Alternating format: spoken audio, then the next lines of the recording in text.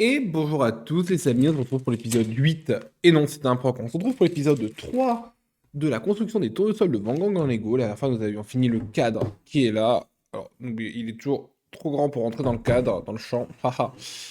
Il n'est pas cadré. Et nous avions commencé à faire cette partie-là, qui est l'intérieur du cadre. Nous allons désormais continuer, alors nous allons continuer directement avec la partie 8. Alors on a besoin d'une des petites plaques, donc on va ouvrir ça pour avoir une plaque. Et c'est parti, on va faire ça s'appelle du pixel art un petit peu. Alors oui, pas le même décor, hein, mais même galère, hein, même galère. Alors attendez, faut que je décolle un petit peu tout parce que voilà, c'est pas le même décor. Du coup, moi, c'est un petit peu galère. Voilà, vous voyez mes mains, c'est parfait. Faut vraiment que je pense à. Alors attendez, on va peut-être juste le baisser un petit peu ce truc. Voilà. Alors, ouais, du coup, vous voyez plus le truc. C'est pas grave, il est là, hein. On le décale, hein, c'est comme ça, vous voyez vraiment mieux mes mains. Ce sera beaucoup plus pratique pour moi pour éviter d'avoir les mains en long. J'espère que vous allez bien, hein. Je suis content, on va enfin commencer un petit peu à faire les tournesols, hein, parce qu'au final, c'est ça qui nous intéresse, hein. Alors, de ce que j'ai vu un peu dans le mode d'emploi et dans les pièces qui nous sont proposées dans les sachets, il y a 32 sachets. Donc, on est au huitième, on a quasiment fait un bon gros quart. Après, effectivement, il y a déjà beaucoup de pièces dans le cadre en lui-même, hein. C'est pour ça que il y a autant de pièces. Je crois que c'est le Lego avec le plus de pièces que j'ai fait. Mais du coup, là, les pièces vont assez vite parce que bah, il y a le cadre qui prend.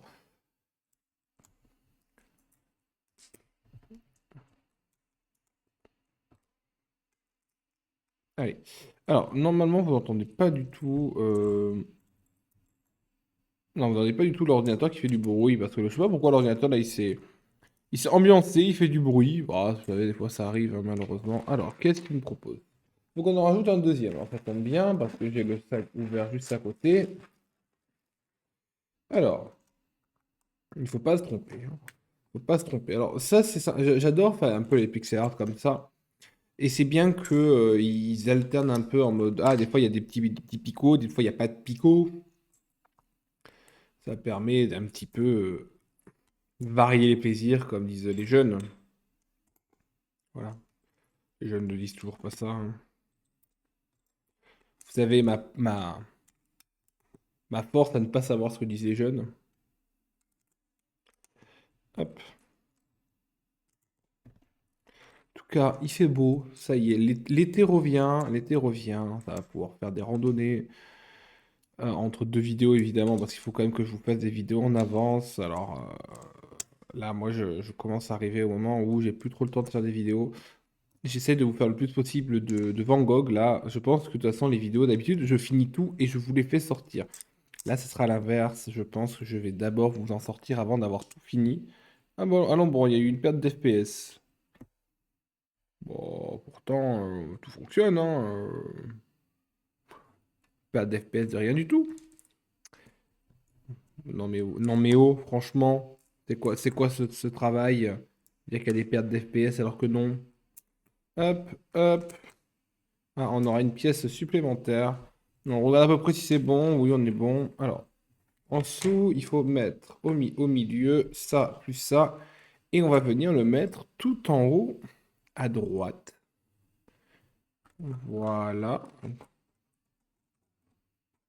Ah, faut pas se louper. Ah bah, vous savez que ça, c'est vraiment de la merde. Il faut dire ce qui est des fois, hein. Des fois, les codes font des trucs très très solides. Autant ça, c'est pas très très solide pour l'instant. Arrêtez de regarder comment ça tient pas. Pourtant, on a fait exactement ce qu'il fallait, hein, mais c'est juste que. Alors, c'est quoi? On va juste essayer de faire cette partie-là. Alors, attendez.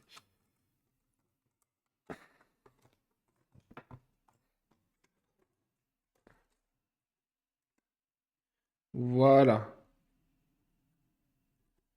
Au moins, cette partie-là sera pour le coup très solide. Elle sera solide après, hein, mais là, pour l'instant, c'est pas très très solide, quoi. On est là, quoi. Alors ça, c'est une pièce supplémentaire qu'on va mettre de côté. Hop, on va sortir le numéro 9 qui est juste là. Il va nous falloir une autre plaque. Là-dedans, je crois qu'on a épuisé les plaques. Donc on va passer là-dedans.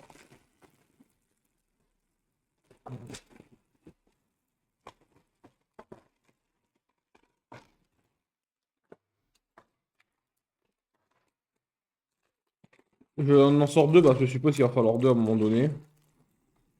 À un moment donné, comme disent certaines personnes. Alors, n'oublie pas de tout sortir parce que ça, c'est, je suis le pro pour oublier de sortir des pièces et après me plaindre qu'elles n'existent pas. Voilà.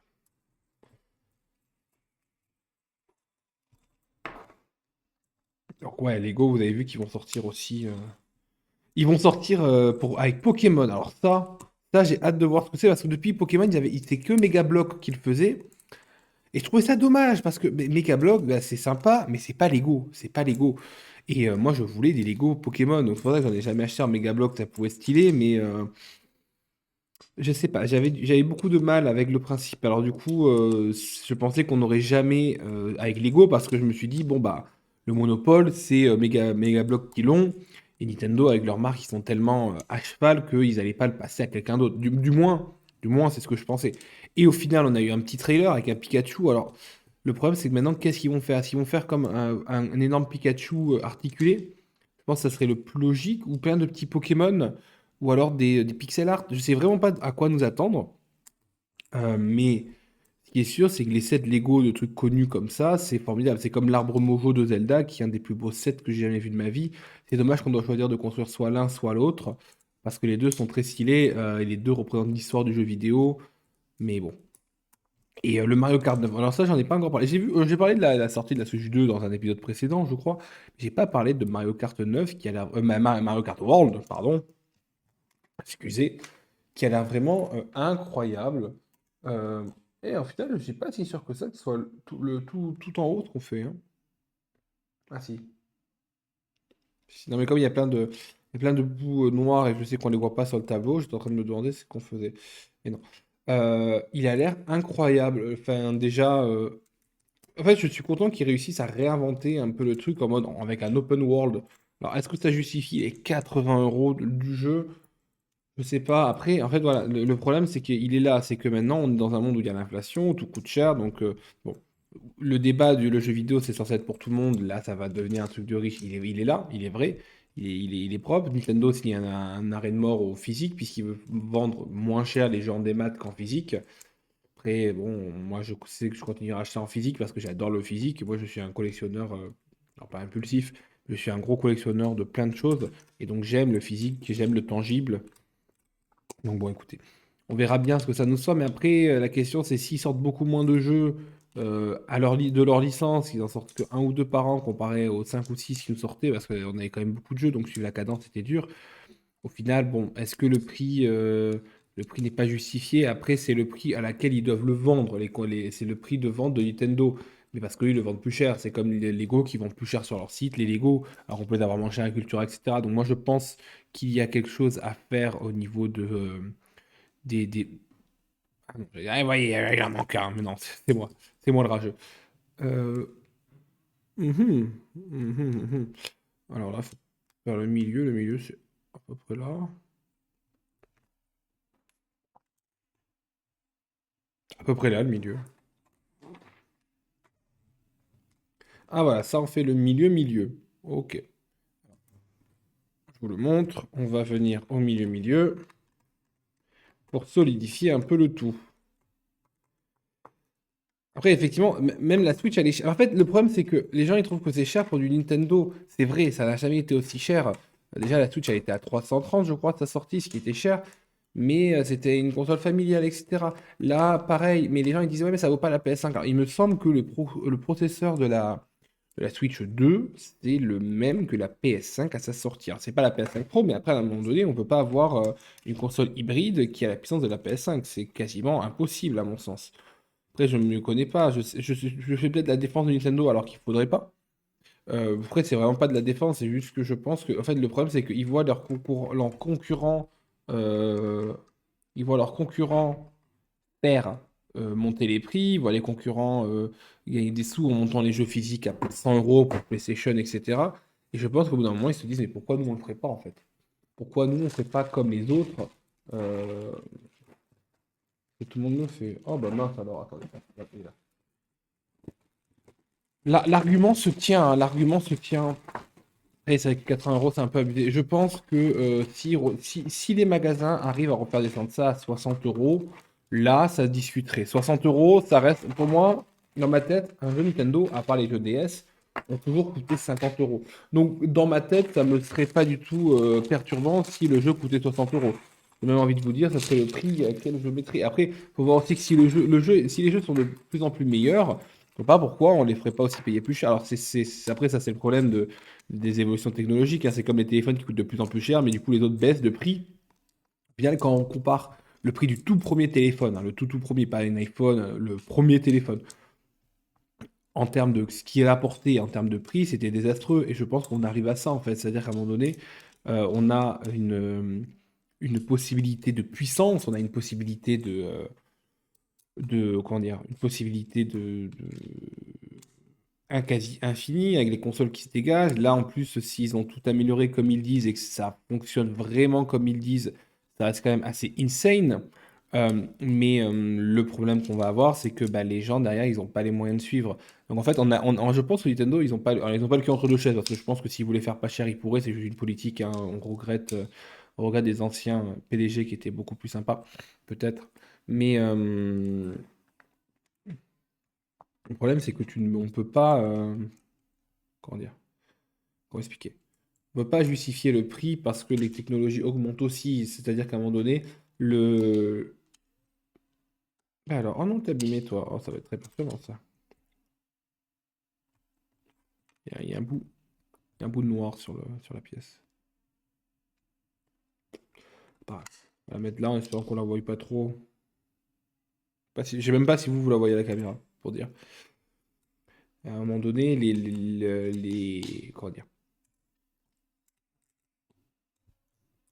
La cible Nintendo, c'est le tout public.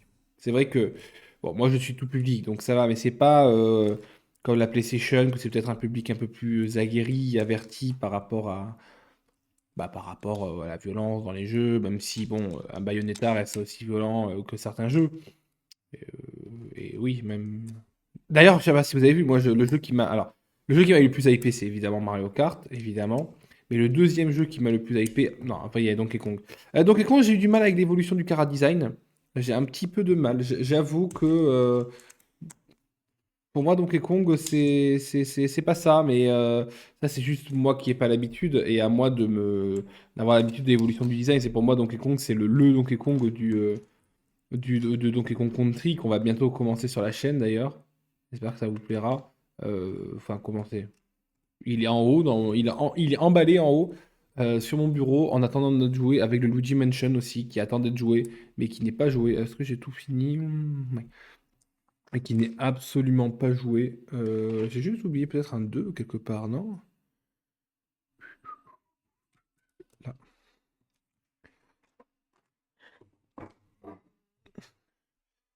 Ouais, j'ai le Luigi Mansion qui m'attend aussi, le 2. Alors le 3 je l'avais fait en solo, je l'avais pas fait en chaîne YouTube. De toute façon, je faisais pas de vidéo à ce moment-là. Enfin, j'en faisais, mais pas sur ces jeux-là, donc je voulais le faire tout seul. Mais on solidifie le tout. Bah voilà, maintenant ça a un petit peu plus de gueule. Bon, c'est vrai que pour l'instant, on voit pas grand-chose. Il manque les tournesols, quoi. Il manque les tournesols. Mais en fait, il y en a qui vont arriver là, il y en a qui vont arriver là. Au pire, il y en a qui vont se cacher. C'est quoi? Non, ça, c'est vraiment par pur. Parce qu'a priori, il y en a un qui va venir là. Comme ça, on verra pas le petit bout abîmé qui me perturberait fortement. Voilà, on va se faire ça. Ah, alors l'épisode, c'est que 14 minutes. On va continuer un petit peu. Allez, on va continuer un peu la suite du cadre. Et on continuera la prochaine fois. Et du coup, j'ai pas fini de parler. Le jeu qui m'hype le plus, c'est c'est à nouveau Hyrule Warriors. Alors ça, on n'en parle pas assez, mais Hyrule Warriors, c'est vraiment ces jeux sont vraiment des dingueries. C'est-à-dire que le premier Hyrule Warriors, j'y ai passé. Mais alors, le chien éternel? Sur le premier Hyrule Warriors, j'y ai passé, sans mentir, des dizaines et des dizaines d'heures sur Wii U, hein, le premier. Que j'ai re-eu après sur Switch, que j'ai torché, littéralement, hein. Mais c'est vraiment des grosses, grosses dingueries, ces jeux-là. Voilà. Hop, alors, par contre. Ouais, alors du coup, au fur et à mesure, je vous montre ce qu'on ajoute, hein, parce que c'est un petit peu galère. Et là, quand ils ont annoncé ça, alors au début, je connais la marque, hein, c'est Kaomi Game ou un truc comme ça, enfin je vois le logo. Et quand j'ai vu le logo, j'ai fait oh pétard. J'ai confondu avec Platinum Game, donc ceux qui font Bayonetta, j'ai fait oh pétard, Bayonetta 4, incroyable, ultra hype. Et quand j'ai vu que c'était un. J'ai pas reconnu le personnage, puis après j'ai vu un Zelda, j'ai fait oh, un nouveau Zelda. J'ai dit mais c'est bizarre que Nintendo ils aient dit ouais, mais c'est un truc qu'on fait avec un partenaire. Et après, quand j'ai commencé à voir les combats et tout, j'ai fait oh, un Hyrule Warriors. Et ça, franchement. Hyrule Warriors, c'est vraiment la meilleure idée qu'ils aient eu de toutes les meilleures idées de lancer, quoi. C'est-à-dire que j'espère qu'ils reprendront l'aspect massif du 2, mais en comment dire,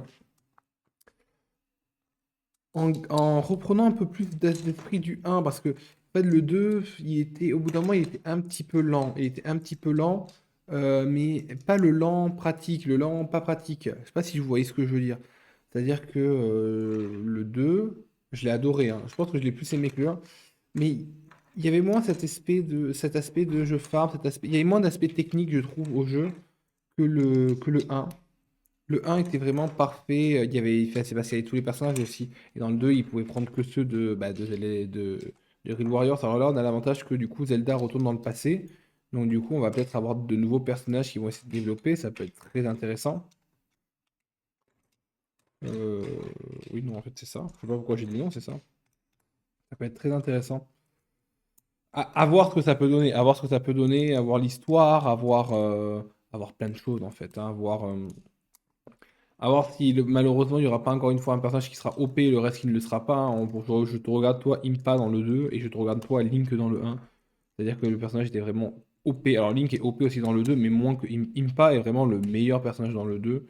Euh, aucune contestation ne sera acceptée de ma part.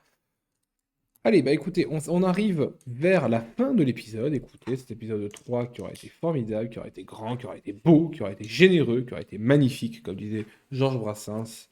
On va le coller et on commencera le 12 la prochaine fois. Alors, je vais quand même vous montrer à quoi ça ressemble, hein, notre truc qui, comme au-dessus, ne va pas tenir au début. Alors, attendez, vous voyez mes avant-bras, c'est pas la meilleure partie de la vidéo, hein. Il y a des fétichistes des avant-bras qui nous regardent, ce qui est assez rare quand même. Voilà. On est en train de faire la deuxième partie. Alors du coup, je suppose que la prochaine fois, on va utiliser directement les gros blocs, comme ça, pour coller. Oui, voilà. C'est un petit peu plus logique.